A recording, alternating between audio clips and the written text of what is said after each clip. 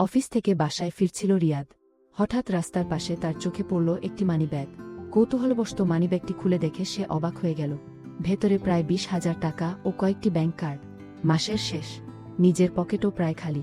টাকার প্রয়োজন তারও ছিল, তবুও এক মুহূর্তের জন্য টাকাগুলো নিজের কাছে রাখার কথা ভাবল না। সে সিদ্ধান্ত নিল, যেভাবেই হোক মানিব্যাগটি মালিকের হাতে পৌঁছে দেবে। অনেক খোঁজাখুঁজির পর প্রায় 1 ঘন্টা পরে সে মালিকের সঙ্গে যোগাযোগ করতে সক্ষম হল। রিয়াদ মুচকি হেসে মানিব্যাগটি তার হাতে তুলে দিল। মানিব্যাগ ফিরে পেয়ে ভদ্রলোক যেন স্বস্তির নিঃশ্বাস ফেললেন। তিনি বললেন, তুমি আমাকে আজ অনেক বড় বিপদ থেকে বাঁচালে। টাকাগুলো হারালে কষ্ট হতো ঠিকই, কিন্তু এই কার্ড আর কাগজপত্রগুলো নতুন করে করতে আরও বড় ঝামেলা পোহাতে হতো। ভদ্রলোক কৃতজ্ঞতা প্রকাশ করে কিছু টাকা পুরস্কার হিসেবে দিতে চাইলেন, কিন্তু শত অনুরোধের পরেও রিয়াদ তা গ্রহণ করল না।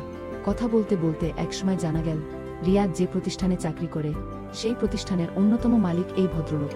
রিয়াদের সততা, দায়িত্ববোধ এবং চরিত্রে তিনি এতটাই মুগ্ধ হলেন যে কয়েকদিন পর অফিসে তাকে ডেকে পাঠালেন। তার কাজের মূল্যায়ন করে পদোন্নতি দিলেন এবং বললেন, যোগ্যতা মানুষকে চাকরি দেয়, কিন্তু সততা মানুষকে সম্মান আর বিশ্বাস এনে দেয়। সেদিন রিয়াদ বুঝেছিল, সততা কখনো বৃথা যায় না। কখনো তা মানুষের শ্রদ্ধা হয়ে ফিরে আসে, আবার কখনো এমন প্রতিদান এনে দেয় যা কল্পনারও বাইরে।